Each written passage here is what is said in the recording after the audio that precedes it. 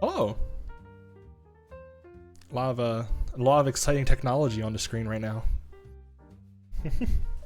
Hey, how's it going, everybody? I have a book in my hand. I have a book. It's captioning me very well. Also, I'm being captioned.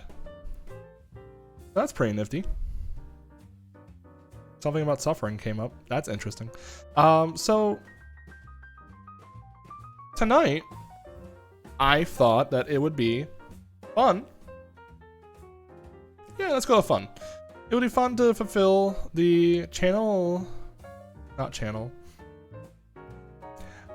the debut incentive that you as a community collectively met, where I will read a book. So, I have my book. Oh. I have my book. I have my book. We're gonna read our book today. What kind of book? Well, we're gonna be reading the classic and royalty-free to read book, In the Wind of the Willows. Actually, I'm reading it through something known as Project Gutenberg ebook project. It does say on here, this ebook is for the use of anyone anywhere in the United States and most parts of the world, at no cost and with almost no restrictions whatsoever. You may copy it, give it away, or reuse it under the terms of Project Gutenberg license included with this ebook or online at gutenberg.org. And then it also has all the information of the book. I might want to check the terms of use.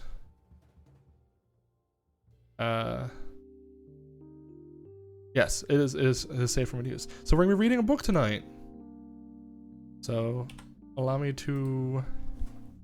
Well, one, I should have a book, copy of it right here. Actually, do I still have the?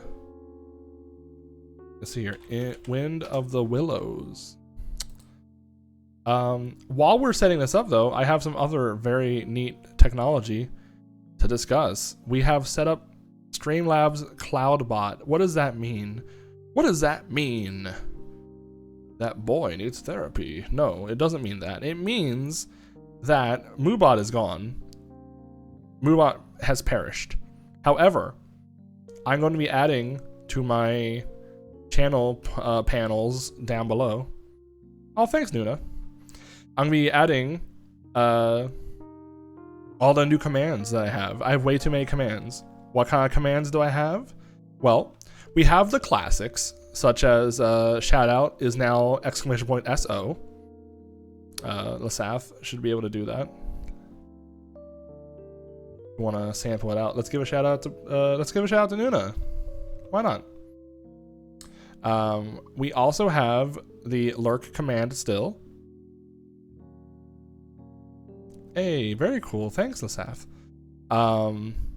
We have the egg command, and we have the heart command, which anyone is more than welcome to try out. But we have new technology. We have new technology. So check this out. You can do !death to get my death counter when I'm playing a game if I die a whole bunch. But no one's died here, so there's no reason to do !death. You can do !follow age, which is one word, to tell you how long you've been following my channel, which is really nifty. And then Streamlabs comes with a whole bunch of things, such as the quote options, which is did it proc? You might have to do it again, Nuna. It might be you might have done it in too quick of a succession since Gabe's doing it. I wonder if I can modify that. I probably can. Let's see here. Advanced. Oh, yeah, there's a 10-second global cooldown. Let's do 1 second. There we go. 6 months and 2 days. Good grief. That's a long time. But yes, no. This is something I really want to get used, so pay attention, please. The new quote command. So, right now, if you typed exclamation point quote, it would do nothing. Nothing would happen. However, the goal is for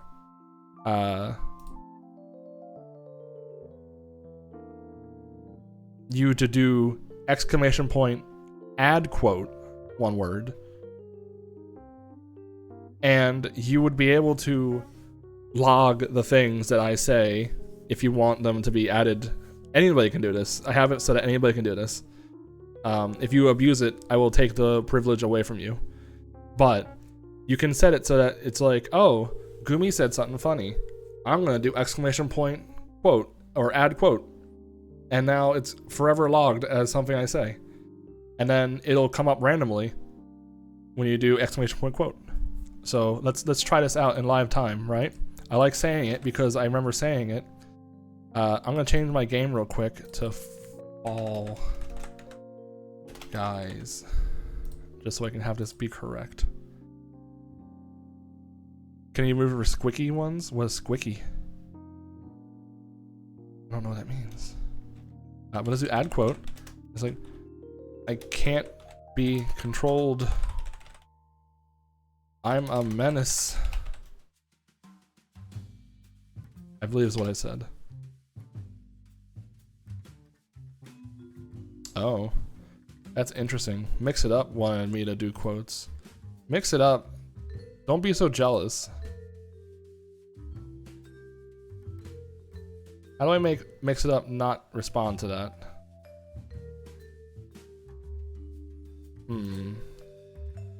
Mix It Up is being jealous.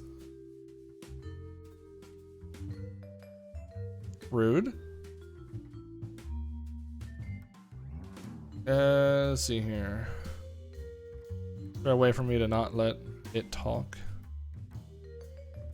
Mix it up. Don't be jealous.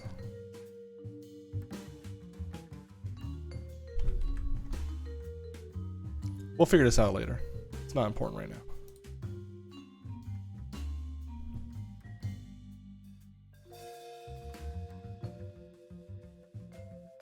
I'm reading. How do I just make it not type? Don't ever talk.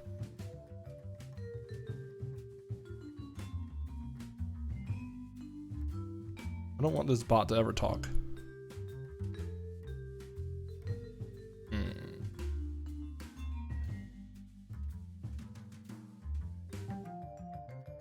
Don't ever say words.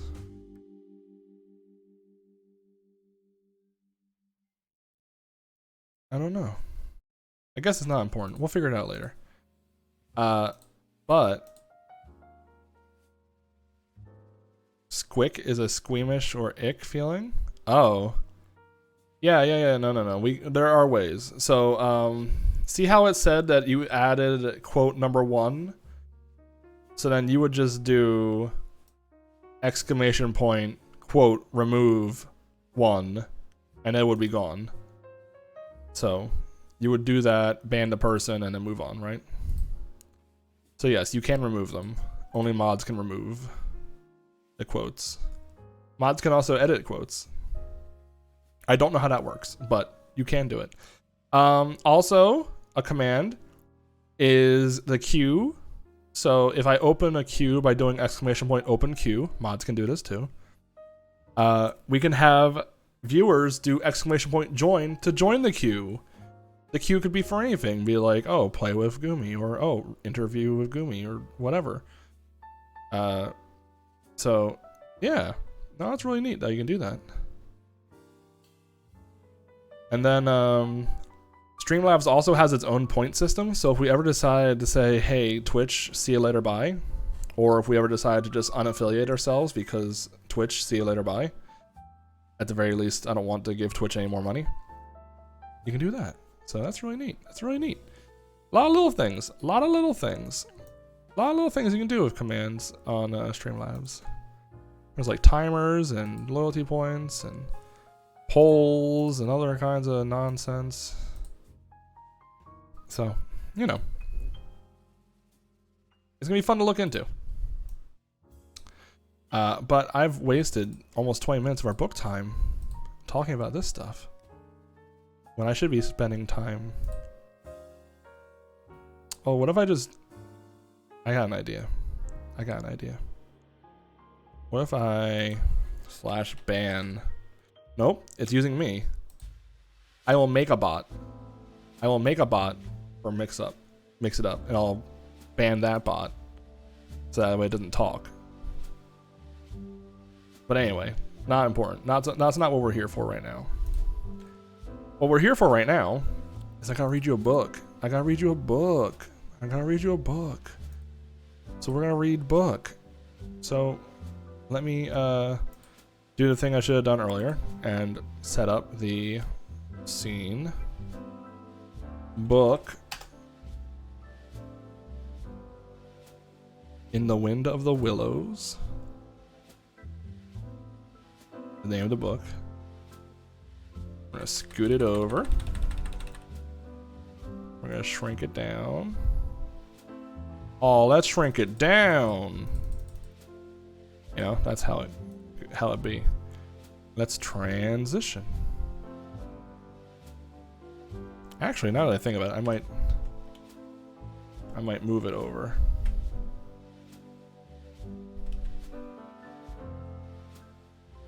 We'll do it on that side. There we go. So I'm going to read you In the Wind of the Willows. And then I'm going to actually start this music over, because it is about exactly as long as I have to read to you. An hour and 40 minutes. So here we go. Yeah. All right. Window capture book time is what I'm going to name it. Book time.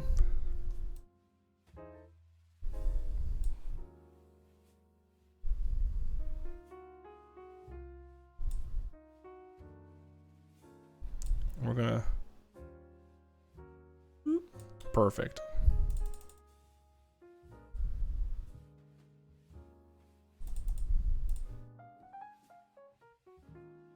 All right, we're gonna embiggen it. Perfect. All right, so here we go. It's time to read The Wind in the Willows by Kenneth Grahame. There's so many chapters. We can't spoil ourselves.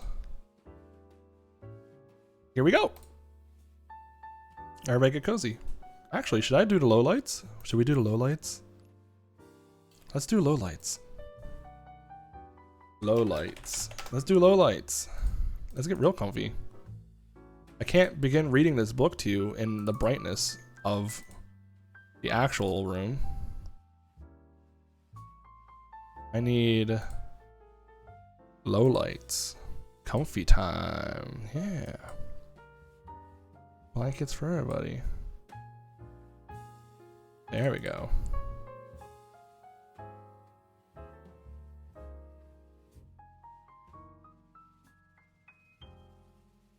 Yeah, there we go. I'll do half.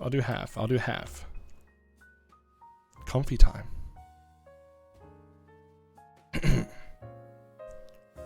Chapter 1. The Riverbank. The mole had been working very hard all morning, spring cleaning his little home. First with brooms and then with dusters. Then on ladders and step chairs. With a brush and a pail of whitewash, till he had dust in his throat and eyes, and splashes of whitewash all over his black fur, and an aching back and weary arms. Spring was moving in, and the air above and in the earth below and around him, penetrating even his dark and lowly little house with its spirit of divine discontent and longing. Getting very descriptive. It was a small wonder, then, that he suddenly flung down his brush on the floor and said, "Bother!" and "Oh, blow!" and also, "Hang spring cleaning!" and bolted out of the house without even waiting to put on his coat. It's important to know these characters, by the way, like, I get the feeling that this character is very like proper, but like maybe like regular voice, like oh boy. Because I did see there's a frog on the cover of this book. I might be like, boo, oh boo, boo, boo, boo, boo. I can't tell if the mole is the small one on the book cover. Oh, also, gosh, if someone did voice the mod during this, it'd be less cozy, but it'd probably be funny. Anyway, he bolted out of the house without even waiting to put on his coat. Something up above was calling him imperiously, and he made for the steep little tunnel, which answered in his case to the graveled carriage drive owned by animals whose residences are nearer to the sun and air. So he scraped and scratched and scrabbled and scrooged again, and scrabbled and scratched and scraped, and busily working with his little paws and muttering to himself, up we go, until the last pop. Looks at point count with malicious intent. Oh no. Up we go, till that last pop. His snout came out and into the sunlight. He found himself rolling in the warm grass of a great meadow. This is fine, he said to himself.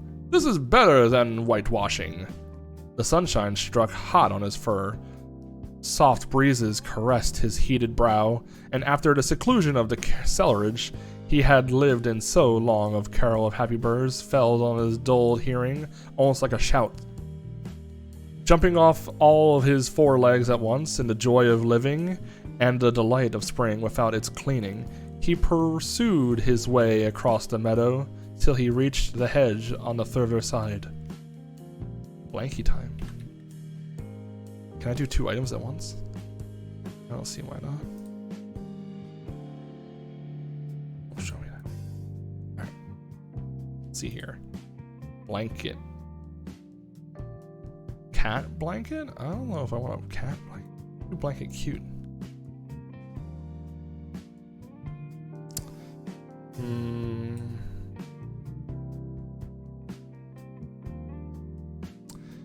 I don't know. I'm not feeling that blanket. Let's see here.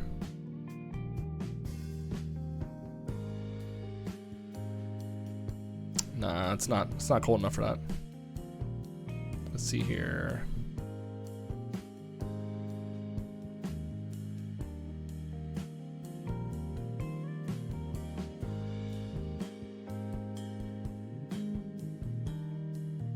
Okay.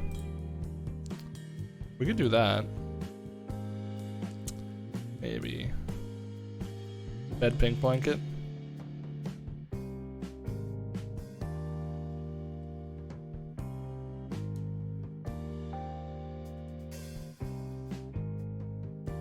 Let's do 3.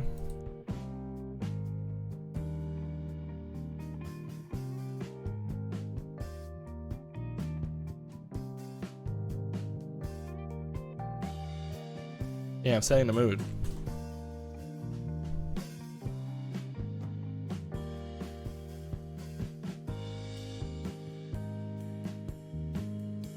I don't want to pin it, I just want it to be here. There we go.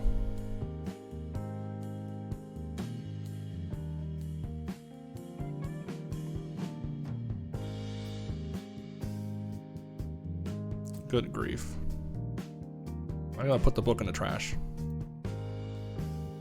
Okay. Look at how complicated this is. I figured it out. It's A-okay. I figured it out. I figured it out. Okay. Anyway. Where were we? Hold up! An elderly rabbit said at the gap. 6 pence for privilege of passing by the private road. He was bowled over in an instant by the impatient and contemptuous mole, who trotted along the side of the hedge, chaffing at the other rabbits as they peeped hurriedly. Gotta put the book in the trash. Oh, okay. Mix it up's gonna annoy me too much. This can't be. How do I fix this? Oh, hold on here. Ooh, thank you for the subscription. It's very kind of you. Thank you, McZippo. Hey, you and I gotta figure out where we're gonna do movie night. We gotta figure out when movie night is. Because that's gotta happen. I owe you movie night. That's the other big thing I still need to do.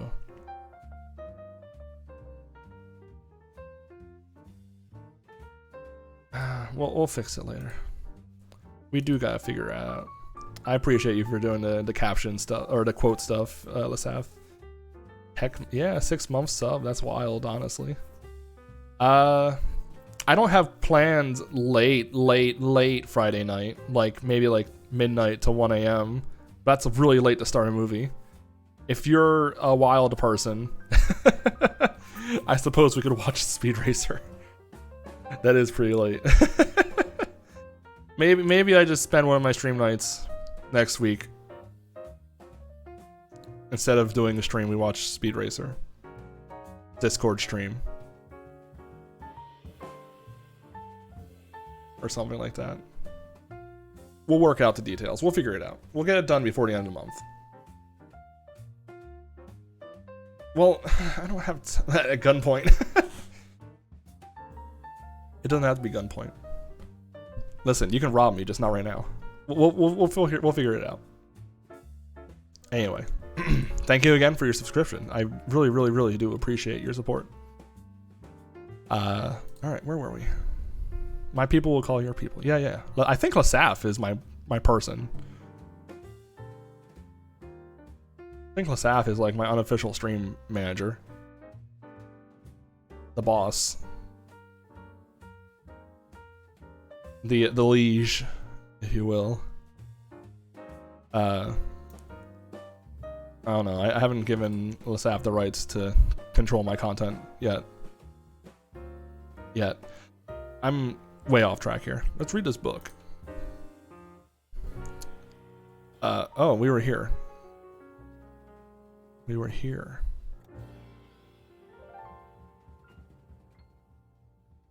Let's see here. Onion sauce! Onion sauce! He remarked jeeringly, and was gone before they could even think of a thoroughly satisfactory reply. Then they all started grumbling at each other. How stupid are you? Why didn't you tell him? Well, why don't you say? You might have reminded him.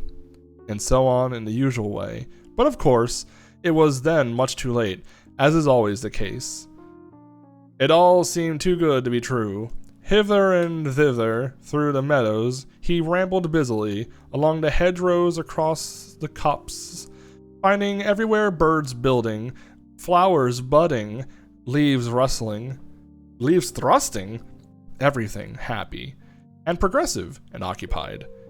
And instead of having an uneasy conscience pricking him and whispering, whitewash, he somehow could only feel how jolly it was to be the only idle dog amongst these busy citizens.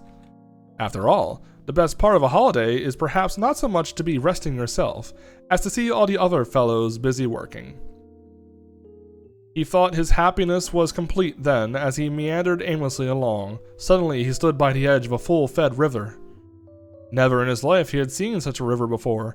This sleek, sinuous, full-bodied animal, chasing and chuckling, gripping things with a gurgle, and leaving them with a fresh laugh, to fling itself on fresh playmates that shook themselves free, and were caught and held again. All was a shake and a shiver, glints and gleams and sparkles, rustle and swirl, chatter and bubble. The mole was bewitched, entranced, fascinated. By the side of the river he trotted as one trots, when a very small by the side of a man who holds one spellbound by exciting stories. And when tired at last, he sat on the bank, while the river still chattered on to him, a babbling procession of the best stories in the world, sent from the heart of the earth to be told at last to the insatiable sea. As he sat on the grass and looked out across the river, a dark hole in the bank opposite, just above water's edge, caught his eye, and dreamily he fell to considering what a snug, nice dwelling place it would make for an animal with few wants, and fond, a bijou riverside residence. above flood level, and remote from noise and dust. As he gazed, something bright and small seemed to twinkle down in the heart of it, vanished, then twinkled once more like a tiny star. But it could hardly be a star in such a situation, unlikely. And it too was glittering small for a glowworm. Then, as he looked, it winked at him, and so declared itself to be an eye, and a small face began gradually to grow up round it, like a frame round a picture. A brown little face with whiskers. A grave, round face, with the same twinkle in its eye that had first attracted his notice. Small, neat ears, and thick, silky hair. It was the water rat. Then the two animals stood and regarded each other cautiously. "Hello, mole," said the water rat. "Hello, rat," said the mole. "Would you like to come over?" inquired the rat presently. "Oh, it's very well to talk," said the mole, rather pettishly, he being new to a river and riverside life and its ways. The rat said nothing, but stooped and unfastened a rope and hauled on it, then lightly stepped into a little boat, which the mole had not observed. It was painted blue outside and white within, and it was just the size for two animals, and the mole's whole heart went out to it at once, even though he did not fully yet understand its uses. The rat sculled smartly across and made it fast. Then he held up his forepaw as the mole stepped gingerly down. "Lean on that," he said. "Now then, step lively." And the mole, to his surprise and rapture, found himself actually seated in the stern of a real boat. "This has been a wonderful day," he said as the rat shoved off and took to the sculls again. "Do you know, I've never been in a boat before all my life." "What?" cried the rat, open-mouthed. What have you been doing then?" "Is it so nice as all that?" the mole asked shyly, though he was quite prepared to believe it as he leant back in his seat and surveyed the cushions, the oars, the rowlocks, and all the fascinating fittings, and felt the boat sway lightly under him. "Nice? It's the only thing," said the water rat solemnly, as he leant forward for his stroke. "Believe me, my young friend, there's nothing, absolute nothing, half so much worth doing as simply messing about in boats. Simply messing," he went on dreamily. "Messing about in boats." "Look ahead, rat!" cried the mole suddenly. It was too late. The boat struck the bank full tilt.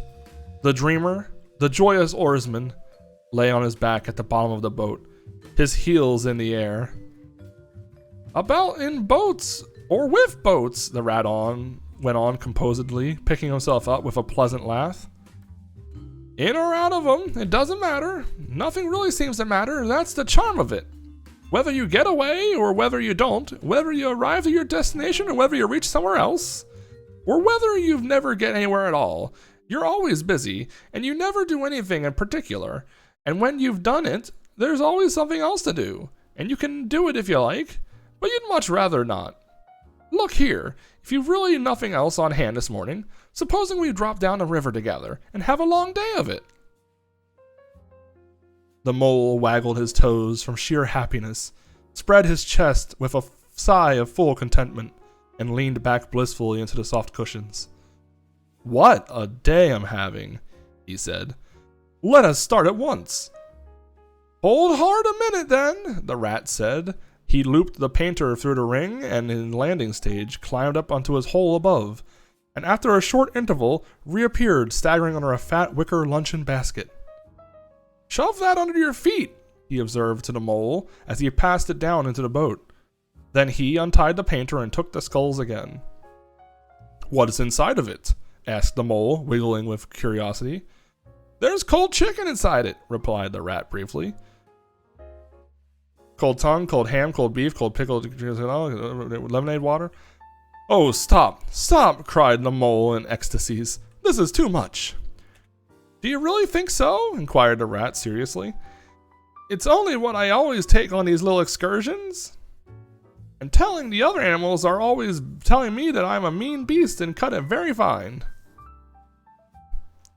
The mole never heard the word he was saying, absorbed in the new life he was entering upon, intoxicated with the sparkle, the ripple, the scents and the sounds and the sunlight.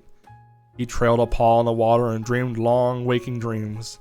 The water rat, like a good little fellow he was, sculled steadily on and forbore to disturb him.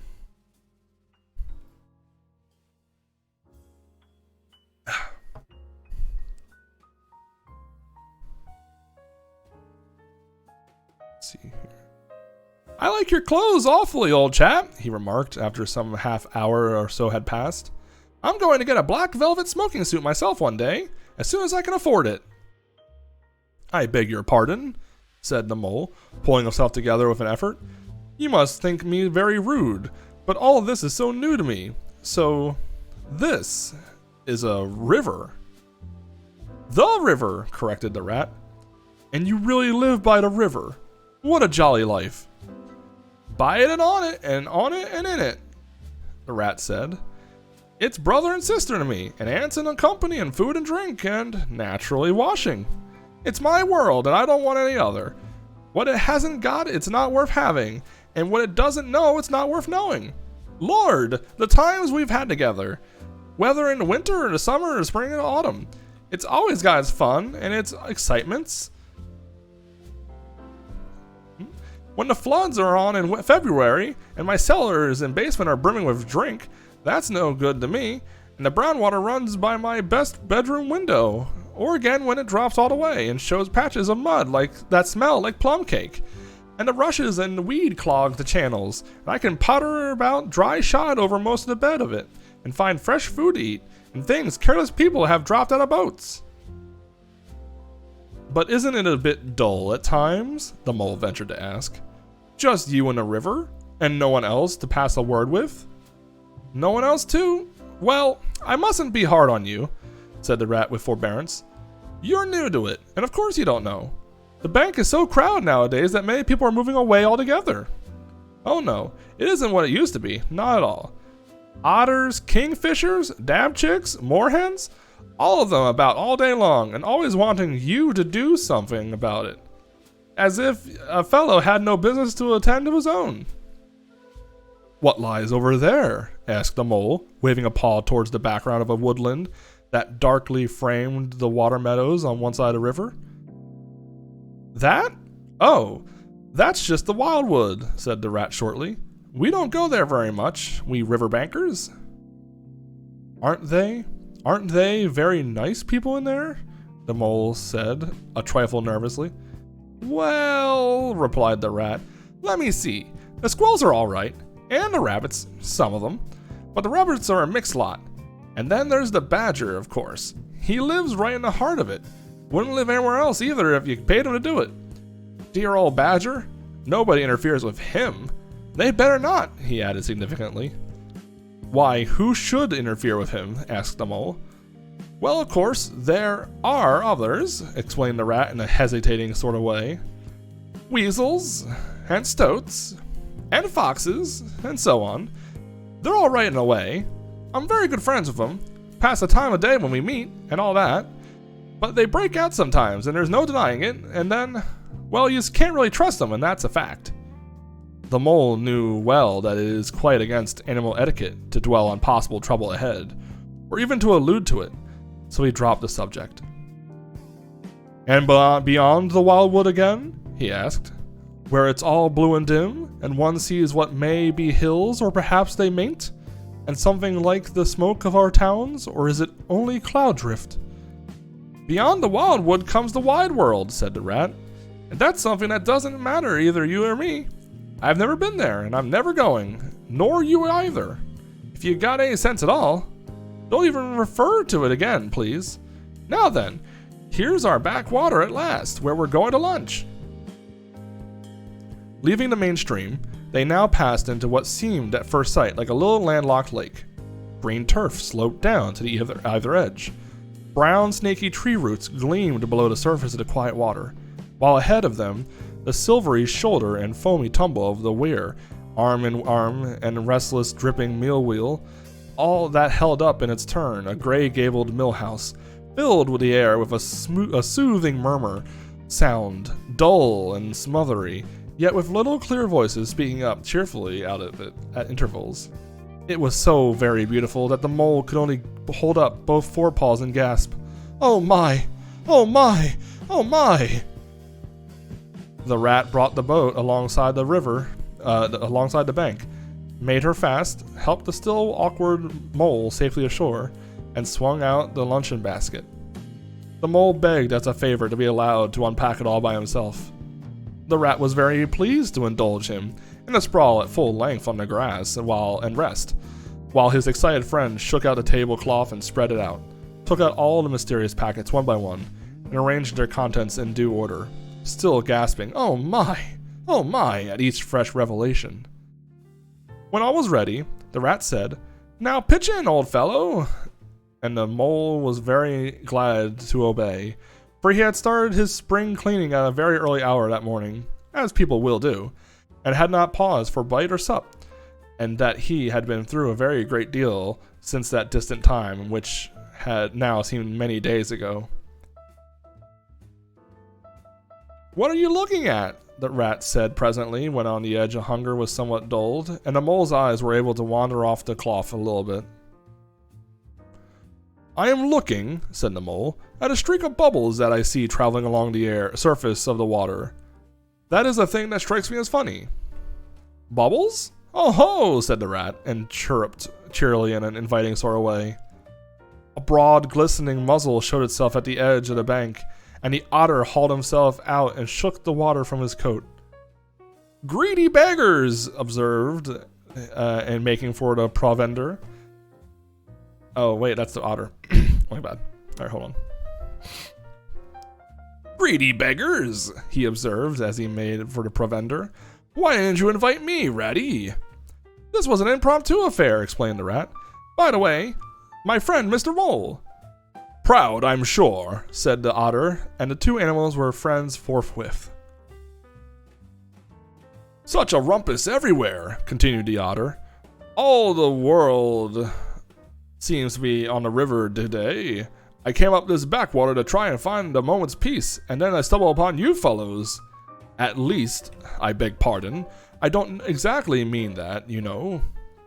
There was a rustle behind them, proceeding from a hedge where therein last year's leaves still clung thick, and a stripy head with high shoulders peered from behind it. Come on, old badger," shouted the rat. The badger trotted forward a pace or two, then grunted, "Company," and turned his back and disappeared from view. "That's just the sort of fellow he is," observed the disappointed rat. "Simply hates society. Now we shan't see any more of him today. Well, tell us, who's on the river?" Simply hates society. Yep. I like this badger. "Toad's out for one," replied the otter, "in his brand new wager boat. New togs, new everything." The two animals looked at each other and laughed.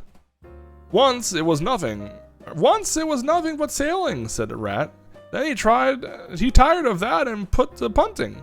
Nothing would please him but to punt all day and every day, and a nice mess he made of it.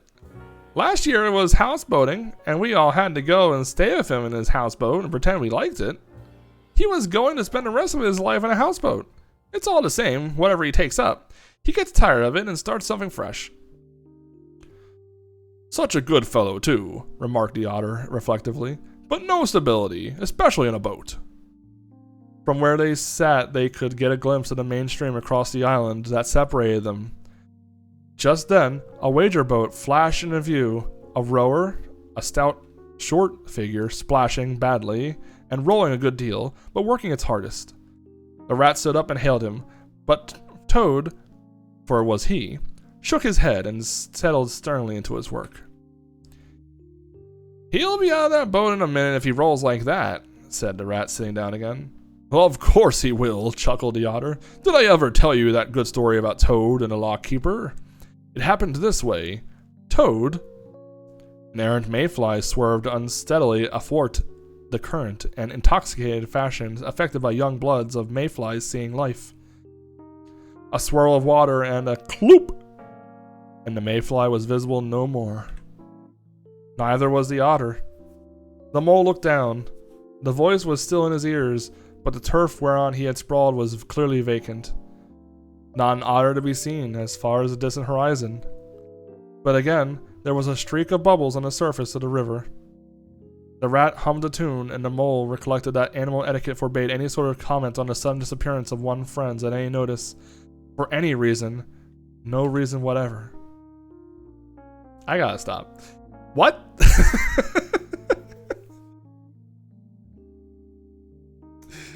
This otter just vanished? And everyone's like, yeah, okay.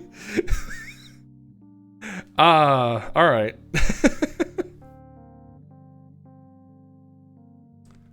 I suppose that's fine.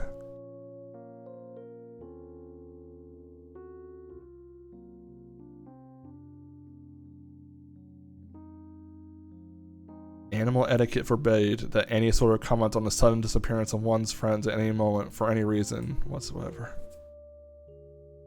Where's Animal Among Us? Am I right? Mole acting kind of sus, to be honest. Well, well, said the rat. I suppose we ought to be moving. I wonder which of us had better pack the luncheon basket. He did not speak as if he was frightfully eager for the treat. Oh, please, let me, said the mole. So, of course, the rat let him. Packing the basket was not quite such pleasant work as unpacking the basket. It never is. But the mole was bent on enjoying everything, and although just when he had gotten the basket packed and strapped up tightly, he saw a plate staring at him from the grass. And when the job had been done again, the rat pointed out a fork. A mongoose. Yes, I agree, Brooke. A mongoose. A mongoose.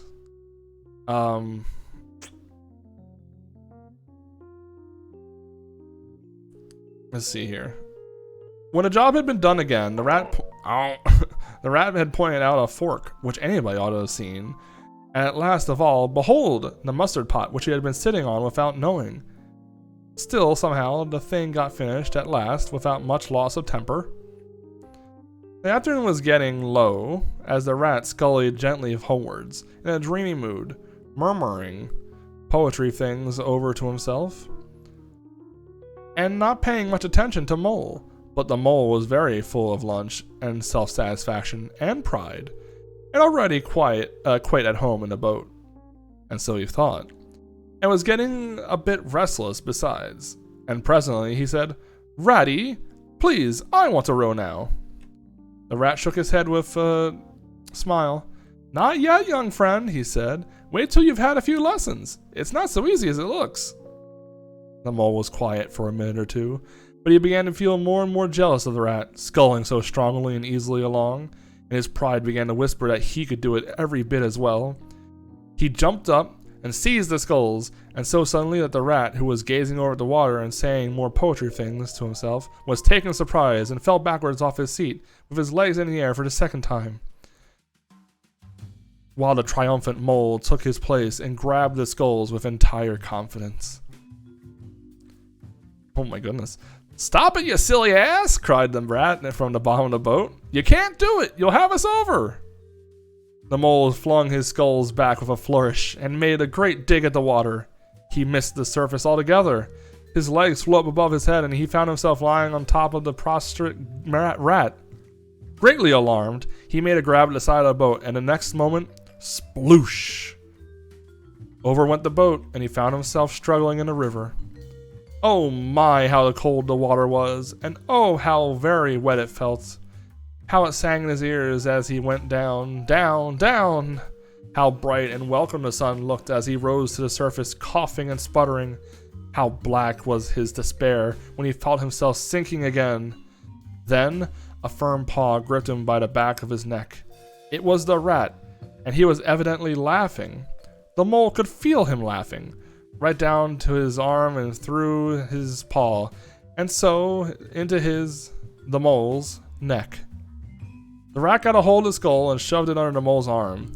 Then he did the same by the other side of him and swimming behind, propelled the helpless animal to shore, hauled him out and set him down on the bank, a squashy, pulpy lump of misery.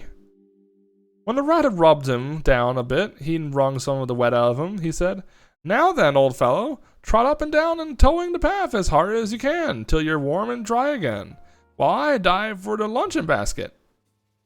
So the dismal mole, wet without and ashamed within, trotted about until he was fairly dry, while the rat plunged into the water again, recovered the boat, righted her and made her fast, fetched his floating property to shore by degrees, and finally dived successfully for the luncheon basket, and struggled to land with it. When all was ready for a start once more, the mole, limp and dejected, took his seat in the stern of the boat, and they set off. He said in a low voice, broken with emotion, "Ratty, my generous friend, I am sorry, indeed, for my foolish and ungrateful conduct. My heart quite fails me when I think how I might have lost that beautiful luncheon basket. Indeed, I have been a complete ass, and I know it. Will you overlook this, and forgive me, and let things go on as before?" "That's all right, bless you," responded the rat cheerily. "What's a little water to a water rat? I'm more in the water than out of it most days. Don't you think any more about it. And look, here, I think you really had better come and stop with me for a little time. It's very plain and rough, you know, not like Toad's house at all, but you haven't seen that yet. Still, I can make you comfortable, and I'll teach you how to row, and to swim, and soon you'll be as handy on the water as any of us." The mole was so touched by his kind manner that he could find no voice to answer him, and he had to brush away a tear or two with the back of his paw. But the rat kindly looked in another direction, and presently the mole's spirits revived again, and he was even able to give some straight back talk to a couple of moorhens who were sniggering about. Maybe I should not be reading every word I see. I don't want to be misconstrued. When they got home, the rat made a bright fire in the parlor and planted the mole. Batman, the bright fire. I don't know what the captions said, and I'm worried. Anyway.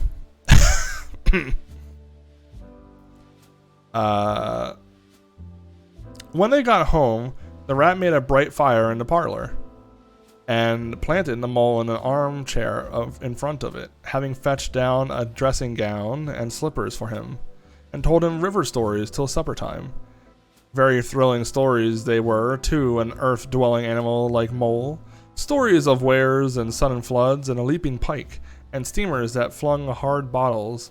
At least were certainly flung from steamers, so presumably by them, and about herons and how they particularly were whom they spoke to, and about adventures down drains and night fishings with otter, or excursions far afield with badger. Supper was a most cheerful meal, but very shortly afterwards, a terribly sleepy mole had to be escorted upstairs by his considerate host to the best bedroom, where he soon laid his head on a pillow in great peace and contentment, knowing that his newfound friend, the river, was lapping at the sill of his window. This day was only the first of many similar ones for the emancipated mole. Each of them Each of them longer and full of interest as the ripening summer moved onward. He learnt to swim and to row, and to enter into the joy of running water. And with his ear to the reed stems, he caught, at intervals, something of what the wind went whispering so constantly among them.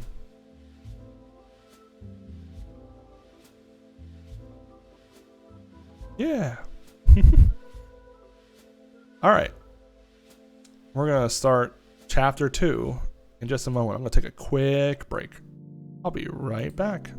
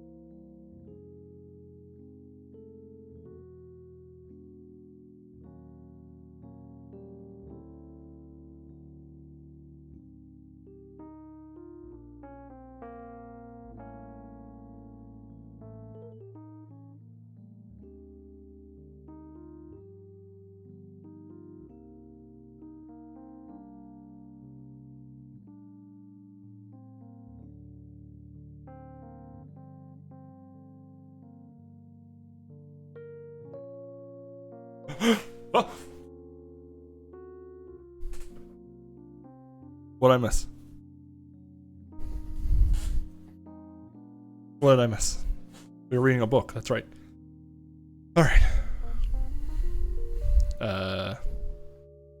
Yes, we were reading a book. I think it's blankie time is over, but it's super comfy. Let me drink this water. And then, I don't know. I like the blanket. I suppose it needs to go away, though.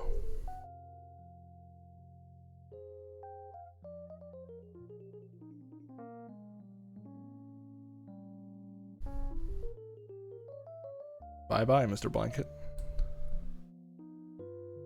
All right. Chapter 2. The Open Road. Ratty, the mole said suddenly, one bright summer morning, if you please, I want to ask you a favor. The rat was sitting on the river bank, just singing a little song. He had just composed himself, so was very well taken up with it, and would not pay proper attention to Mole or anything else. Since early morning, he had been swimming in the river, in company with his friends the ducks. When the ducks stood on their heads, suddenly, as ducks will, he would dive down and tickle their necks, just as under their chins would be if ducks had chins, till they were forced to come again to the surface in a hurry, sputtering and angry and shaking their feathers at him. For it is impossible to say quite how you feel when your head is underwater. At last, they implored him to go away and attend his own affairs and leave them to mind theirs. So the rat went away and sat on a river bank in the sun, which made up a song about them he called Duck's Ditty. Oh boy, here we go. All along the backwater through the rushes tall, ducks are a-dabbling up tails tall. Ducks' tails, drakes' tails, yellow feet a-quiver. Yellow bills out of sight, busy in the river. Slushy green undergrowth where the roaches swim. Here we keep our larder, cool and full and dim. Everyone for what he likes, we like to be. Heads down, tails up, dabbling free. High in the blue, above swifts... Ooh, I was doing so well. High in the blue above... Swifts whirl in the call. We are down a-dabbling, up tails all. I'm gonna give myself a little round of applause.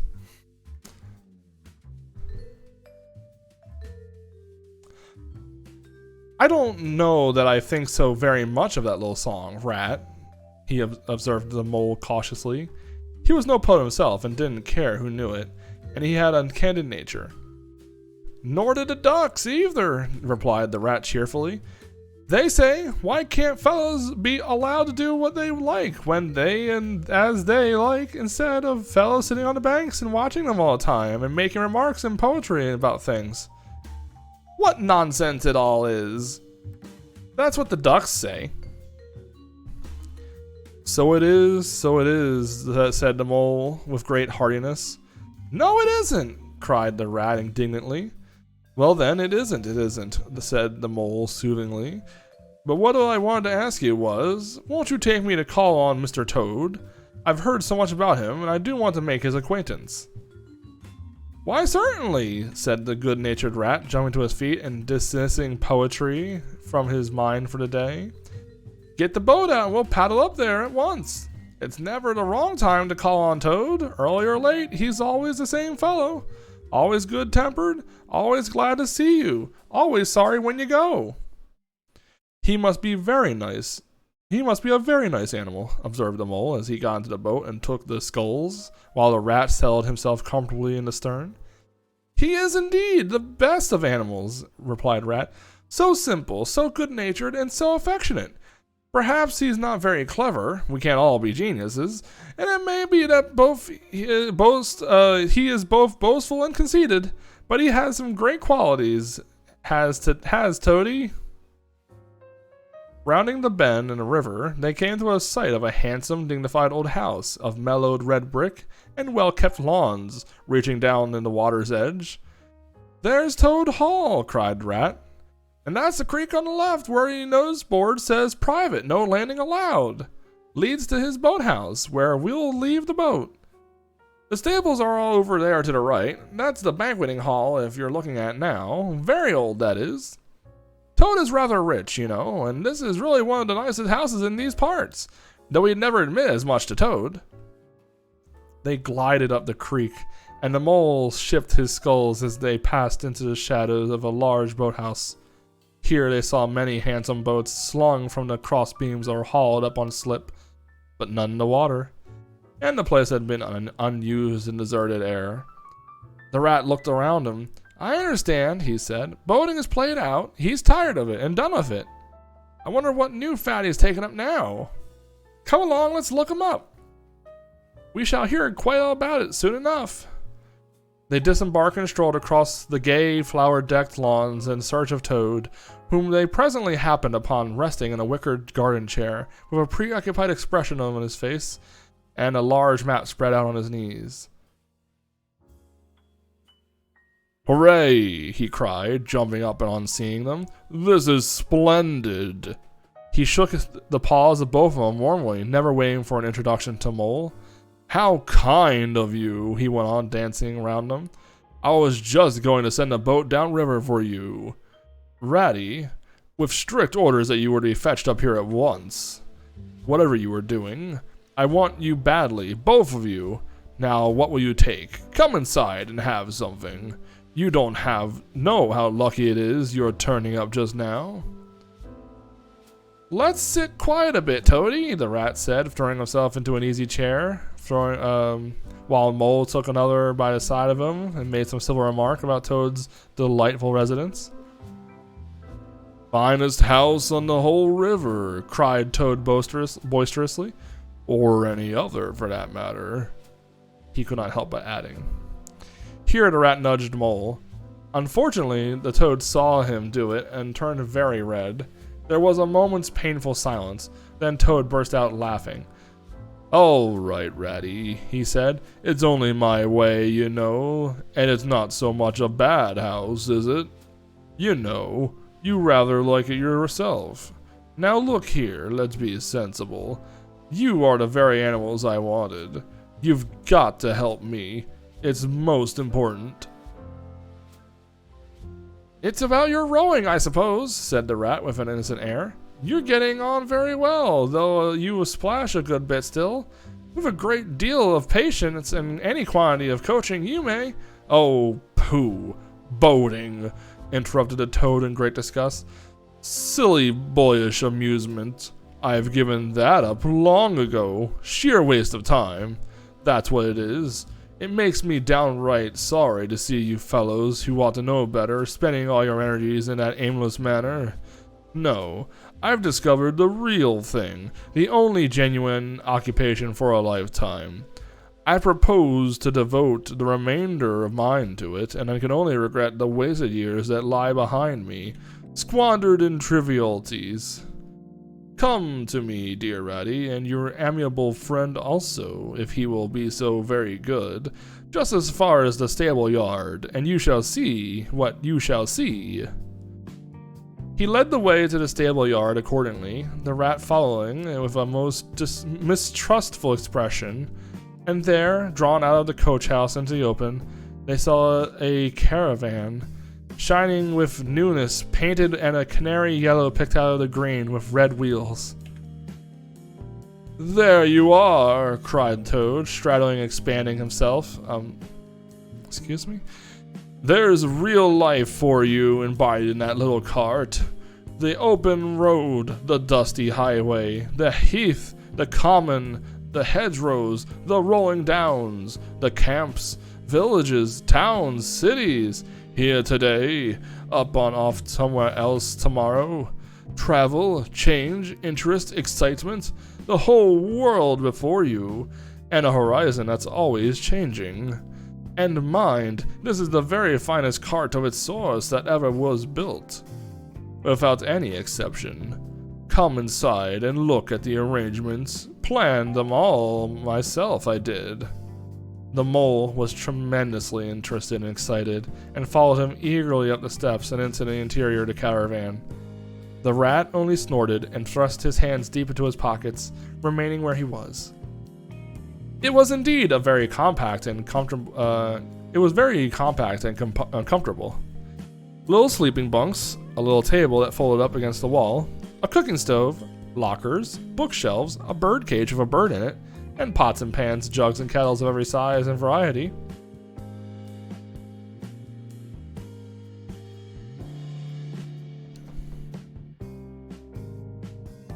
All complete, said the toad triumphantly, pulling open a locker.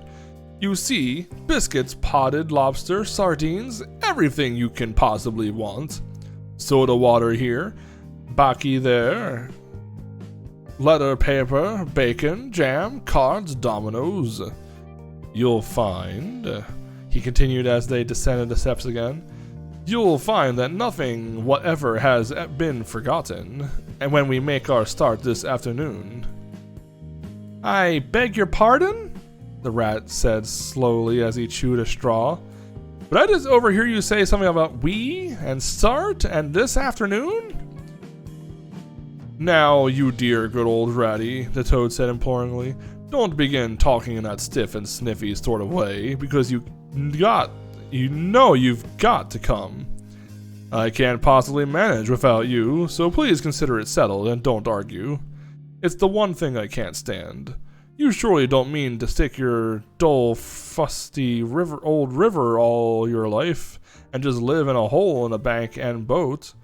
I want to show you the world, and I'm going to make you an animal of you, my boy. I don't care, said the rat doggedly. I'm not coming, and that's flat.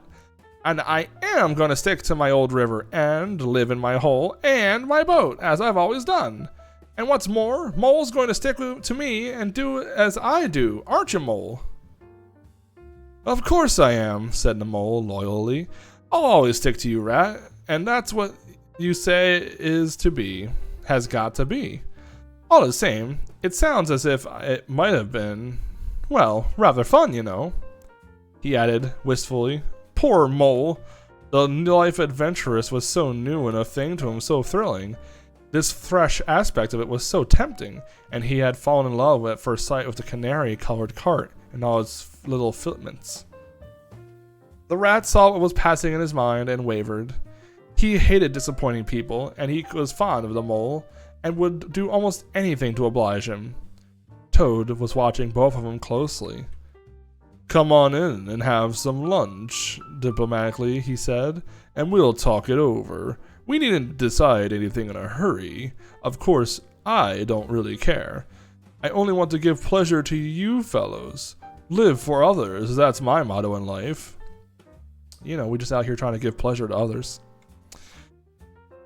During luncheon, which was excellent, of course, as everything at Toad Hall always was, the Toad simply let himself go. Disregarding the rat, he proceeded to play upon the inexperienced Mole as on a harp.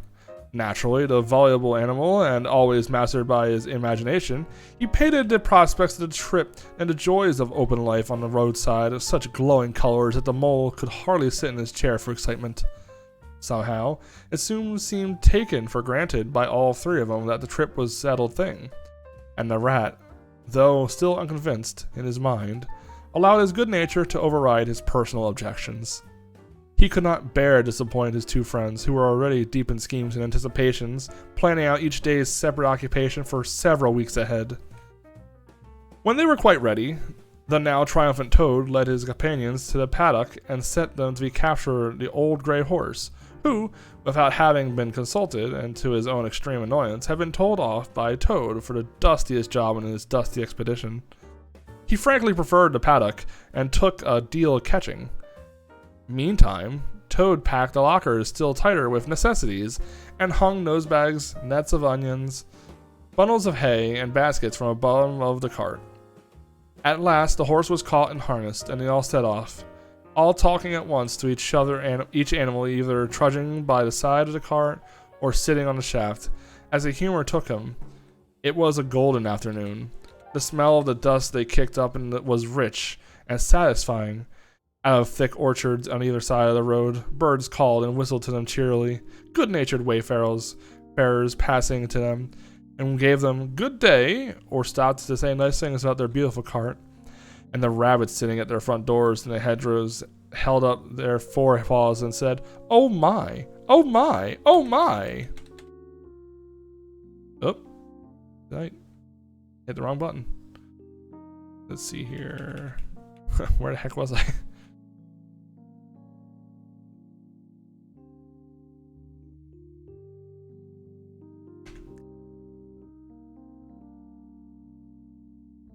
There we are. Found it. Late in the evening, and happily and miles from home, they drew up on a remote common far from habitations, turned the horse loose to graze, and ate their simple supper sitting on the grass by the side of the cart. Toad talked big about how he was going to do in the days to come, while stars grew fuller and larger all around them. And a yellow moon appearing suddenly and silently from nowhere in particular came to keep them company and listen to their talk. At last they turned into their little bunks into the cart, and Toad, kicking out his legs, sleepily said, "Well, good night, you fellows. This is the real life for a gentleman. Talk about your old river." "I don't talk about my old river," replied the patient rat. "You know, I don't, Toad, but I think about it," he added pathetically in a lower tone. "I think about it all the time." The mole reached out from under his blanket, felt for Rat's paw in the darkness, and gave it a squeeze. "I'll do whatever you like, Ratty," he whispered. "Shall we run away tomorrow morning, quite early, very early, and go back to our dear old hole in the river?" No, we'll see it out," whispered back to the rat. "Thanks awfully, but I ought to stick by Toad till this trip is ended. It wouldn't be safe for him to be left all himself. It won't take very long. His fads never do. Good night." The end was indeed nearer than even the rat suspected. After so much open air and excitement, the Toad slept very soundly, and no amount of shaking could rouse him out of bed next morning. So the mole and rat turned to quietly and manfully, while the rat saw to the horse, and lit a fire, and cleansed the last night's cups and platters, and got things ready for breakfast. The mole trudged off to the nearest village, a long way off, for milk and eggs and various necessities the Toad had, of course, forgotten to provide. The hard work had all been done, and the two animals were resting, thoroughly exhausted by the time Toad appeared on the scene, fresh and gay, remarking what a pleasant, easy life it was that they were all leading now, after the cares and worries and fatigues of housekeeping at home. They had a pleasant ramble that day over grassy downs and along narrow bylanes, and camped as before on a common, only this time the two guests took care that Toad should do his share of work. In consequence, when the time came for starting next morning, Toad was by no means so rapturous about the simplicity of primitive life, and indeed attempted to resume his place in his bunk, whence he was hauled by force. Their way lay, as before, across the country by narrow lanes, and it was not till the afternoon that they came out on the high road, their first high road, and there disaster, fleet and unforeseen, sprang out on them. Disaster momentous indeed to their expedition, but simply overwhelming in its effect on the after career of Toad. I wonder what's going to happen. They were strolling along the high road easily, the mole by a horse's head, talking to him, since the horse had complained that he felt he was being frightfully left out of it, and nobody considered him in the least. The Toad and the water rat walking behind the cart, talking together, at least. Toad was talking, and Rat was saying at intervals, "Yes, precisely. And what did you say to him?" And thinking all the time of something very different, far behind them, when they heard a faint warning hum, like a drone of distant bee. Glancing back, they saw a small cloud of dust with a dark center of energy, advancing on them with incredible speed, while out from the dust a faint poop, poop, wailing like an uneasy animal in pain. Hardly regarding it, they turned to resume their conversation, when in an instant, as it seemed, the peaceful scene was changed with a blast of wind and whirl of sound that made them jump for the nearest ditch. It was on them! The poop, poop rang from a brazen shout in their ears. They had a moment's glimpse of an interior of glittering plate glass and rich morocco and a magnificent motor car, immense, breath-snatching, passionate, with its pilot tense and wheel hugging his wheel, possessed all earth and air for a fraction of a second, hung in an enveloping cloud of dust that blinded and enwrapped them so utterly, and it dwindled to a speck in the far distance, changed back to a droning bee once more. The old gray horse, dreaming as it plodded along his quiet paddock, in a new raw situation such as this, simply abandoned himself to his natural emotions, rearing, plunging, backing steadily, all in spite of the mole's efforts at his head, and all the mole's lively language directed at his better feelings. He drove the cart backwards towards the deep ditch at the side of the road. It wavered in an instant. Then there was a heart-rending crash, and the canary-colored cart, their pride and joy, lay on its side in a ditch, an irredeemable wreck. The rat danced up and down the road, simply transported with passion. "You villains!" he shouted, shaking both fists. "You scoundrels! You highwaymen! You road hogs! I'll have the law of you! I'll report you! I'll take it to the courts!" His homesickness had slipped away from him. For the moment he was the skipper of a canary-colored vessel driven on a shoal by the reckless jockeying of rival mariners, and he was trying to recollect all of the fine and biting things he used to say to masters of steam launchers when in their wash, as they drove too near the bank, used to flood his parlor carpet at home. Toad sat straight down in the middle of the dusty road, his legs stretched out before him, and stared fixedly in the direction of the disappearing motor car. He breathed short. His face wore a placid, satisfied expression, and at intervals he faintly muttered, "Poop, poop." The mole was busy trying to quiet the horse, which he succeeded in doing after a time. Then he went to look at the cart on its side in the ditch. It was indeed a sorry sight. Panels and windows smashed, axles hopelessly bent, one wheel off, sardine tins scattered over the wide world, and the bird in the cage sobbing pitifully, calling to be let out. The rat came to him, but their united efforts were not sufficient to right the cart. "Hi, Toad!" they cried. "Come bear a hand, can't you?" The toad never answered a word or budged from his seat in the road, so they went to see what was the matter with him. They found him in a sort of trance, a happy smile on his face, his eyes still fixed on the dusty wake of their destroyer. At intervals he was still heard to murmur a "poop, poop." The rat shook him by the shoulder. "Are you coming to help us, Toad?" he demanded sternly. "Glorious stirring sight," the toad murmured, never offering to move. "The poetry of motion, the real way to travel, the only way to travel. Here today, in the next week, tomorrow. Villages skipped, towns and cities jumped. Always somebody else's horizon. Oh bliss, oh poop poop, oh my, oh my. Oh, stop being an ass, Toad," the mole. "Oh, stop being an ass, Toad," the mole cried despairingly. "And to think, let's see here. And to think, I never knew," the toad went on, dreamy monotone. "All those wasted years that lie behind me, I never knew, I never even dreamt. But now I know that now, I fully realize, oh, what a flowery track lies spread before me henceforth. What dust clouds shall spring up behind me as they speed on my reckless way. What carts I shall fling carelessly into the ditch in the wake of my magnificent onset. Such horrid little carts, common carts, canary-colored carts." "What are we to do with them?" asked the mole of the water rat. "Nothing at all," replied the rat firmly, "because there really is nothing to be done. You see, I know him from old. He is now possessed. He's got a new craze, and it'll always take him that way. And in its first stage, he'll continue like that for days now, like an animal walking in a happy dream, quite useless for all practical purposes. Never mind him. Let's go and see what there's to be done about the cart." A careful inspection showed them that even if they succeeded in righting it by themselves, the cart would not travel no longer. The axles were in a hopeless state, and the missing wheels were shattered into pieces.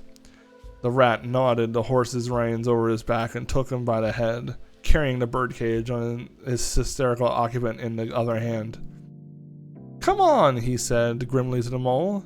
It's 5 or 6 miles to the nearest town, and we just shall have to walk it. The sooner we make the start of it, the better. But what about Toad? The mole asked anxiously as they set off together. We can't leave him here, sitting in the middle of the road by himself, in the distant state he's in. It's not safe. Supposing another thing were to come along. Oh, bother, Toad, said the rat savagely. I'm done with him. They had not proceeded very far on their way, however, when there was a pattering of feet behind them, and Toad caught up with a thrust of paws at the elbow of each of them, still breathing short and staring at a vacancy. Now look here, Toad, when the rat said sharply. As soon as we get to the town, you'll have to go straight to the police station and see if they know anything about the motor car and who it belongs to, and lodge a complaint against them. And then you'll have to go back to a blacksmith's or a wheelwright's and arrange for the cart to be fetched and mended and put to the rights. It'll take time, but it's not quite a hopeless smash. Meanwhile, Mole and I will go to an inn and find comfortable rooms where we'll stay until the cart's ready, until your nerves have recovered from their shock. Police station? Complaint? Murmured the Toad dreamily. Me complain of that beautiful, that heavenly vision that had been vouchsafed me? Mend the cart. I'm done with carts forever. I never want to see a cart or to hear of it again. Oh, Ratty, you can't think of how obliged I am to you for consenting to come along this trip. I wouldn't have gone without you, and then I might never have seen that swan, that sunbeam, that thunderbolt. I might have never heard that entrancing sound or smelt that bewitching smell. I owe it all to you, my best of friends. The rat turned from him in despair. You see what it is? He said to the mole, addressing him across the Toad's head. He's quite hopeless. I give it up.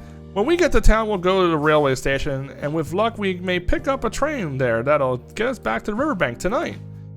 And if you ever catch me going on a pleasuring with this provoking animal again, he snorted, and during the rest of that weary trudge addressed his remarks exclusively to Mole. On reaching the town, they went straight to the station and deposited Toad in the second-class waiting room, giving a porter 2p to keep a strict eye on him. Then they left the horse at an inn stable and gave what directions they could about the cart and its contents. Eventually, a slow train having landed at them at a station not very far from Toad Hall, they escorted the spellbound, sleeping Toad to his door, put him inside, and instructed his housekeeper to feed him, undress him, and put him to bed. Then they got out their boat from the boathouse, sculled down the river, and at a very late hour sat down to their supper in their own cozy riverside parlor, to the rat's great enjoyment and contentment. The following evening, the mole, who had risen late and taken things very easy all day, was sitting at the bank fishing when the rat, who had been looking up his friends and gossiping, came strolling along to him. Heard the news? He said. There's nothing else being talked about all river bank. Toad went up to the town at an early train this morning, and he has ordered a very large and expensive motor car. Uh-oh. Uh-oh. Uh-oh. That Toad. That Toad.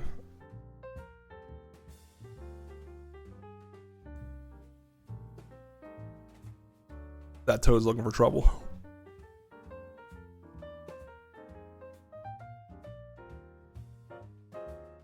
It's a lot of words to read. Ooh.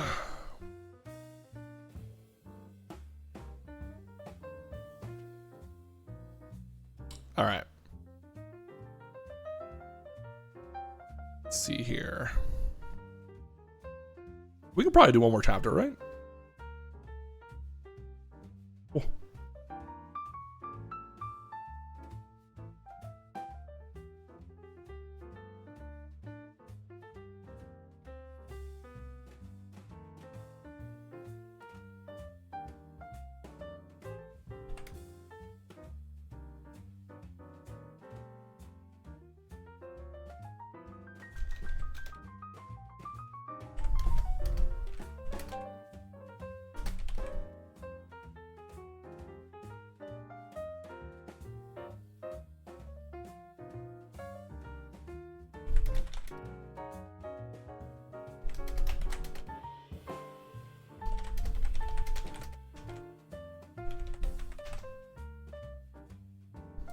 All right.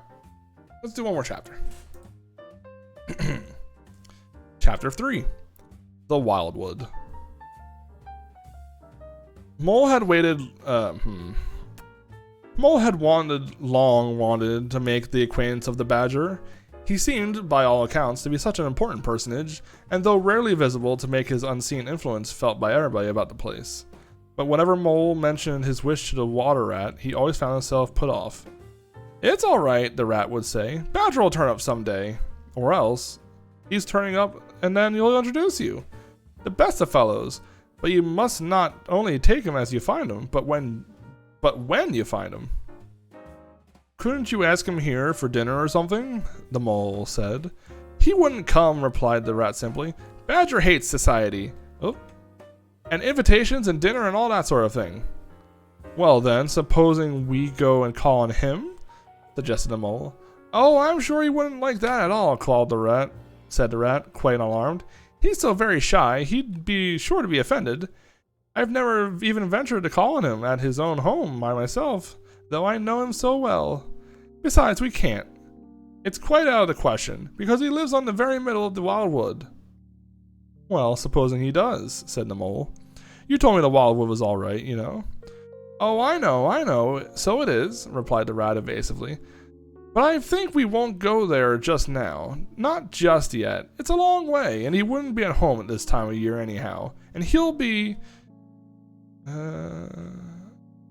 coming along someday, if you just wait quietly."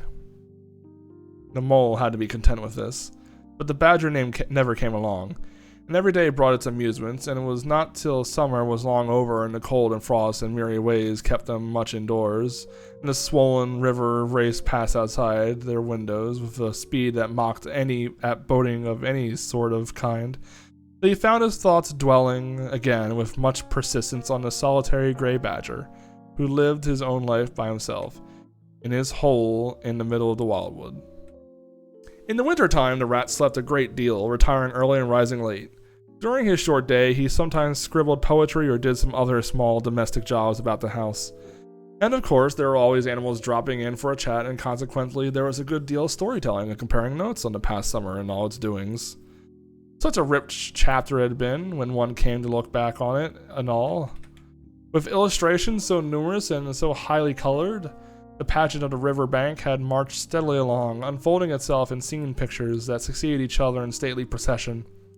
Purple loosestrife arrived early, shaking luxuriant tangles that locks along the edge of the mirror whence its own face laughed back at it. Willow, her tender and wistful, like a pink sunset cloud, was not slow to follow. Comfrey, the purple hand in hand with the white, crept forth to take its place in the line, and at last one morning the diffident and delaying dog rose stepped delicately on the stage, and one knew, as if string music had announced it in a stately chords, that strayed into a gavotte. A gavotte? A gavotte. What's this word? Gavotte. Gavotte. A medium-paced French dance. Okay. As if string music had announced it in the stately chords that strayed into a gavotte. That June, at last, were here. One member of the company was still awaited, the shepherd boy for the nymphs to woo, the knight for whom the ladies waited at the window, the prince that was to kiss the sleeping summer back to life and love. But when Meadow, sweet, debonair, and odorous in amber jerkin, moved gracefully to his place in the group, then the play was ready to begin. And what a play it had been. Are we making an analogy? I don't know what's happening here. I'll read this book, but I really don't know if I'm understanding it.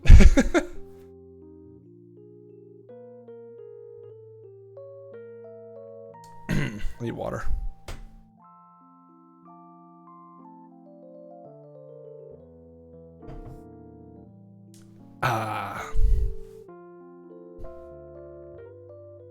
Whew. Alright. And what a play it had been! Drowsy animals, snug in their holes while wind and rain were battering at their doors, recalled the still keen mornings, an hour before sunrise, when the white mist, as yet undispersed, clung closely along the surface of the water. Then the shock from early plunged the scamper along the bank, and the radiant transformation of earth, air, and water. Suddenly the sun was with them again, and gray was gold, and color was born, and sprang out of the earth once more.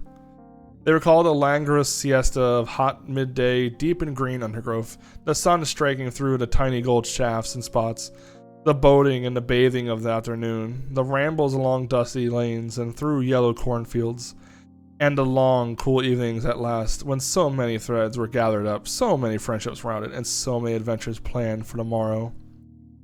There was plenty to talk about in those short winter days, when the animals found themselves around the fire.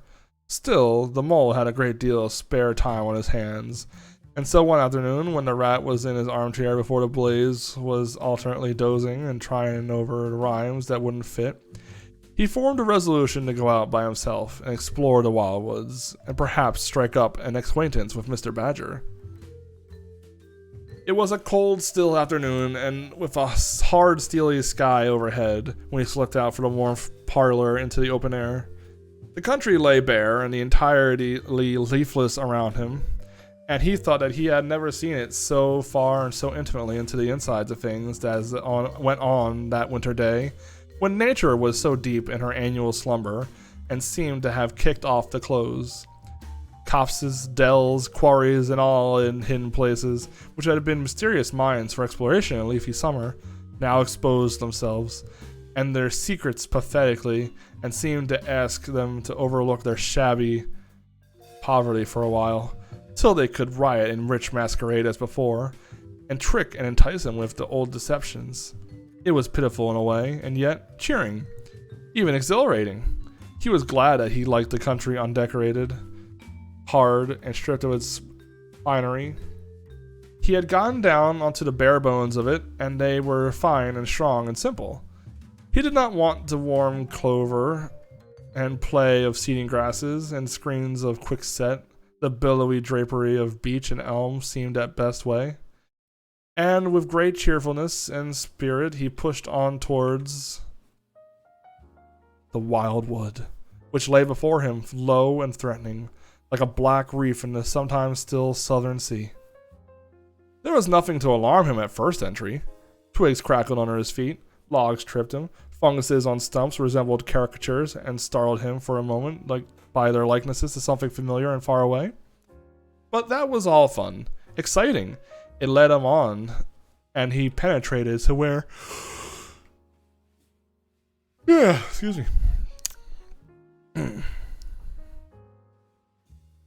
It led him on, and he penetrated to where the light was less, and the trees crouched nearer and nearer. The holes made ugly mouths at him on either side. Everything was still very still now. The dusk advanced on him, rapidly gathering in behind and before. The light seemed to be draining away like flood water. Then the faces began. It was over his shoulder, and indistinctly at first thought that he saw a face. A little evil wedge-shaped face, looking out at him from a hole. When he turned and confronted it, the thing had vanished. Quickening his pace, telling himself cheerfully not to begin imagining things, or there would be simply no end to it. He passed another hole, and another, and then, yes, certainly. A little narrow face with hard eyes had flashed up in an instant from a hole, and that was gone.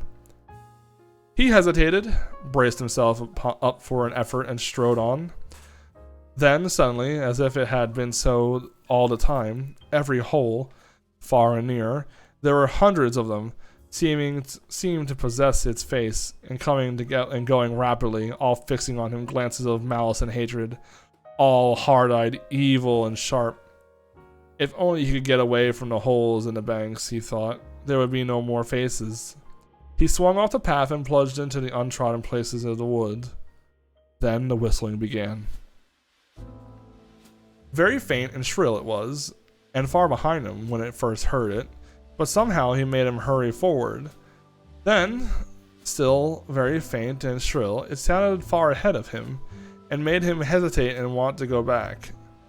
As he halted in indecision, it broke out on either side, and seemed to be caught up and passed on throughout the whole length of the wood and to its farthest limit. They were up and alert and ready, evidently, whoever they were, and he was alone and unarmed and far from any help, and the night was closing in. Then the pattering began. As he thought it was only falling leaves at first, so light and delicate at the sound of it. Then as it grew, it took on a regular rhythm, and he knew nothing else but the pat, pat, pat of little feet, still a long way off. Was it in front of or behind? It seemed to first be one, then the other, then both. It grew and multiplied till from every quarter as he listened anxiously, leaning on this way and that, it seemed to be closing in on him. As he stood still, hearkened, a rabbit came running hard towards him through the trees. He waited, expecting to slacken pace, or to swerve from him into a different course. But instead, the animal almost brushed him as it dashed past, his face set and hard, his eyes staring. "Get out of this, you fool!" the mole heard him mutter as he swung around a stump and disappeared down a friendly burrow. The pattering increased till it sounded like a sudden hail on the dry leaf carpet spread around him. The whole wood seemed running now, running hard, hunting, chasing, closing in around something. Or somebody. In a panic, he began to run too, aimlessly. He knew not whither. He ran against things. He fell over into things and into things. He darted under things and dodged round things. At last, he took refuge in the deep, dark hollow of an old beech tree, which offered shelter, concealment, perhaps, even safety. But who could tell? Anyhow, he was too tired to run any further, and could only snuggle down into the dry leaves which had drifted into the hollow, and hope he was safe for the time. And as he lay there panting and trembling and listening to the whistlings of the patterings outside, he knew it at last, in all its fullness, that dread thing which other little dwellers in the field and hedgerow had encountered here, and known as their darkest moment. That thing which the rat had vainly tried to shield him from, the terror of the wildwood. Meantime, the rat, warm and comfortable, dozed by his fireside. His paper of half-finished verses slipped from between his knees, his head fell back and his mouth opened, and wandered about the verdant banks of dream rivers. Then a coal slipped, the fire crackled and sent up a spurt of flame, and he woke with a start. Remembering what he had been engaged upon, he reached down to the floor for his verses, pored over them for a minute, and then looked around for Mole to ask him if he knew a good rhyme for something or other. But the mole was not there. He listened for a time. The house seemed very quiet. Then he called "Molly" several times. Receiving no answer, he got up and went out into the hall. The mole's cap was missing from its accustomed peg. His galoshes, which always lay by the umbrella stand, were also gone. The rat left the house and carefully examined the muddy surface of the ground outside, hoping to find the mole's tracks. There they were, sure enough. The galoshes were new, just bought for the winter, and the pimples on their soles were fresh and sharp. He could see the imprints of them, leading direct to the wildwood. The rat looked very grave, and stood in deep thought for a minute or two. Then he re-entered the house, strapped a belt around his waist, shoved a brace of pistols into it, heck yeah, and stood a stout cudgel that stood in the corner of the hall, and set off for the wildwood at a smart pace. Damn, this rat's got guns and a cudgel? Ready to go.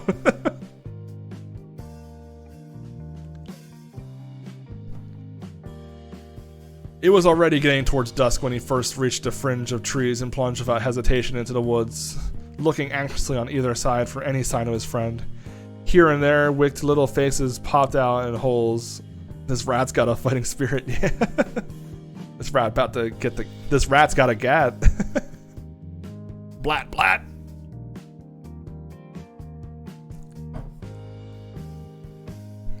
Watch yourself. He's toting. Where was I? Well, whatever. He made his way manfully through the length of the wood to the furthest edge. Then, forsaking all paths, he set himself to traverse it, laboriously working over the whole ground, and all the time calling out cheerfully, "Molly, Molly, Molly, where are you? It's me. It's the old rat." He patiently hunted through the wood for an hour or more, when at last his joy he heard a little answering cry.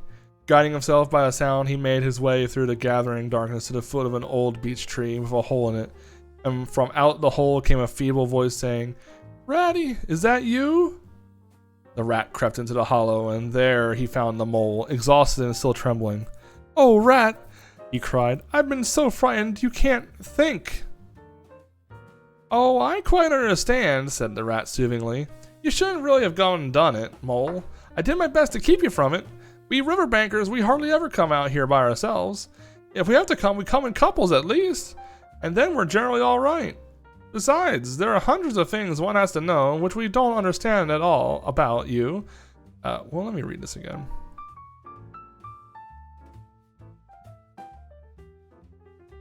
"There are hundreds of things one has to know which we understand all about, and you don't as yet. I mean, passwords and signs and sayings which have power and effect, and plants you carry in your pocket, and verses you repeat, and dodges and tricks you practice. All simple enough when you know them, but they've got to be known if you're small, or when you find yourself in trouble. Of course, if you were badger or otter, it would be quite another matter." "Surely the brave Mr. Toad wouldn't mind coming here by himself, would he?" inquired the mole. "Old Toad," the rat said, laughing heartily. "He wouldn't show his face here alone, not for a good half-full of golden guineas, Toad wouldn't." The mole was greatly cheered by the sound of Rat's careless laughter, as well as by the sights of his stick and gleaming pistols, and he stopped shivering and began to feel bolder and more himself. "Now then," said the rat presently, "we really must pull ourselves together and make a start for home while there's still a little light left. It will do no good. It will never do to spend the night here, you understand? Too cold for one thing." "Dear Ratty," said the poor mole, "I'm dreadfully sorry, but I'm simply dead beat, and that's a solid fact. You must let me rest here a while longer and get my strength back, if I'm to get home at all." "Oh, all right," said the good-natured rat. "Rest away. It's pretty nearly pitch dark now anyhow, and there ought to be a bit of moon later."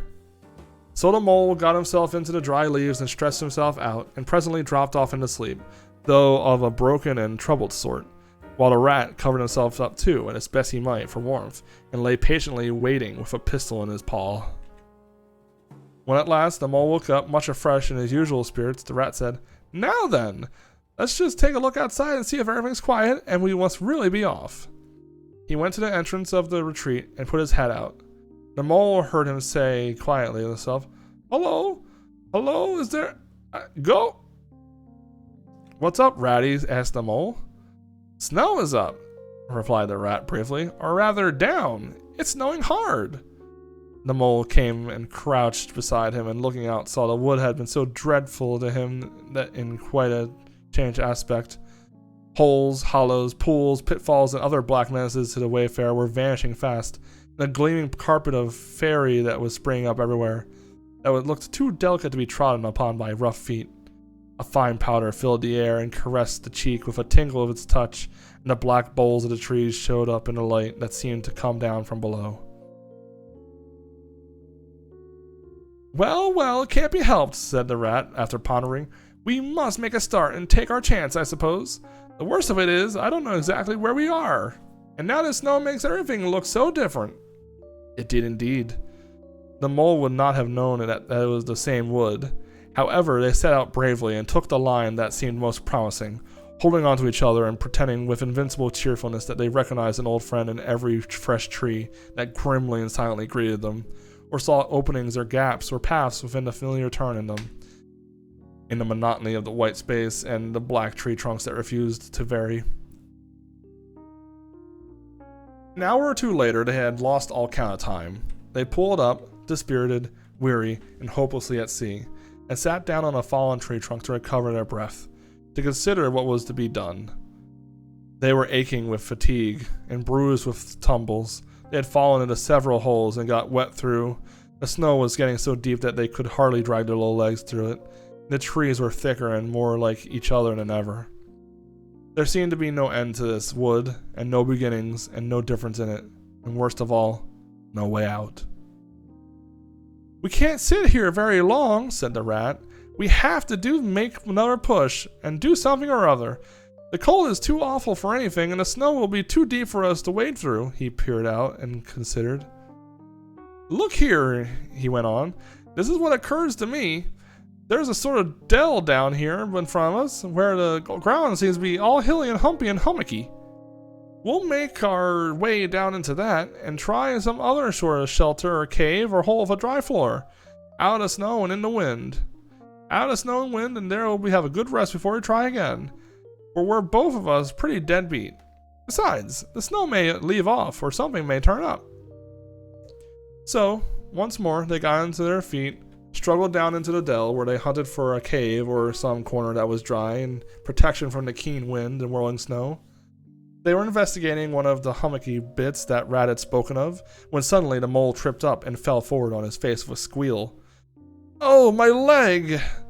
Oh, my poor shin!" he cried and sat up on the snow, nursing his leg in both his front paws. "Oh, poor mole," said the rat kindly. "You don't seem to be having much luck today, do you? Let's have a look at that leg." "Yes," he said, going down on his knees to look. You've cut your shin, sure enough. Wait till I get my handkerchief, I'll tie it up for you." "I must have tripped over a hidden branch or stump," the mole said miserably. Oh my, oh my." "It's a very clean cut," said the rat, examining it again attentively. Let's see.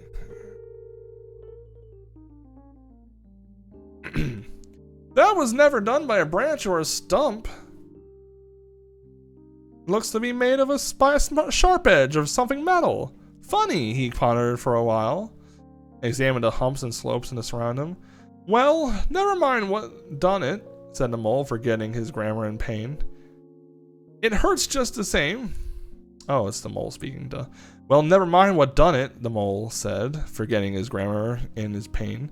"It hurts just the same, whatever done it." But the rat, carefully tying up the leg with his handkerchief, had left him and was busy scraping the snow. He scratched and shoveled and explored, all four legs working busily, while the mole waited impatiently. "Oh, come on, rat." Suddenly the rat cried, "Hooray!" And then, "Hooray, hooray, hooray, hooray!" and fell to executing a feeble jig in the snow. "What have you found, Ratty?" asked the mole, still nursing his leg. "Come and see," said the delighted rat as he jigged on. The mole hobbled up to the spot and had a look. "Well," he said at last slowly, "I see it, right enough. Seen the same sort of thing before, lots of times. Familiar object, I call it. A door scraper. Well, what of it? Why dance jigs around a door scraper?" "But don't you see what it means, you dull-witted animal?" cried the rat impatiently. "Of course I see what it means," replied the mole. "It simply means that some very careless and forgetful person has left a door scraper lying about in the middle of the wild wood, just where it's sure enough to trip everybody up. Very thoughtless of him, I call it. When I get home, I shall complain about it and see about it to someone or other. See if I don't." Oh dear, cried the rat in despair at his obtuseness. "Here, stop arguing and come look and scrape." He set to work again and made the snow fly in all directions around him. After further toil, his efforts were rewarded, and a very shabby doormat lay exposed to view. "There, what did I tell you?" exclaimed the rat in great triumph. "Absolutely nothing whatever," replied the mole with perfect truthfulness. "Well now," he went on, "you seem to have found another piece of domestic litter done for and thrown away." Mole. "I suppose you're perfectly happy. Better go ahead and dance your jig around that if you've got to and get over it, and then perhaps we can go on and not waste any more time over rubbish heaps. Can we eat a doormat, or sleep under a doormat, or sit under a doormat and sledge your home over on it? Do you mean..." My music stopped. Ooh, okay, this works.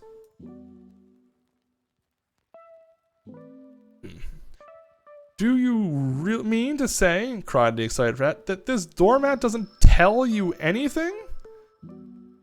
"Really, rat," the mole said, quite pettishly, "I think we had enough of this folly. Whoever heard of a doormat telling anyone anything? They simply don't do it. They're not that sort at all. Doormats know their place." Now look here, you thick-headed beast, replied the rat, really angry. This must stop. Not another word, but scrape, scrape, scratch to dig around, hunt around, especially on the sides of the hummocks. If you want to sleep dry and warm tonight, this is our last chance. The rat attacked the snowbank beside them with an ardor, probing with his cudgel everywhere and digging with a fury, and the mole scraped busily too, more to oblige the rat than for any other reason, for his opinion was that his friend was getting lightheaded. Some 10 minutes hard work, and the point of the rat's cudgel struck something that sounded hollow. He worked till he could get a paw through and feel. Then he called the mole to come help him. Hard at it with who went the animals, till at last the result of their labors stood in full view of their astonished and hitherto incredulous mole. In the side of what had seemed to be a snowbank stood a solid-looking little door, painted a dark green, an iron bell pull hung by the side, and below it on a small brass plate neatly engraved in square capital letters they could read by the aid of moonlight, Mr. Badger. The mole fell backwards on the snow with sheer surprise and delight. Rat, he cried in penitence?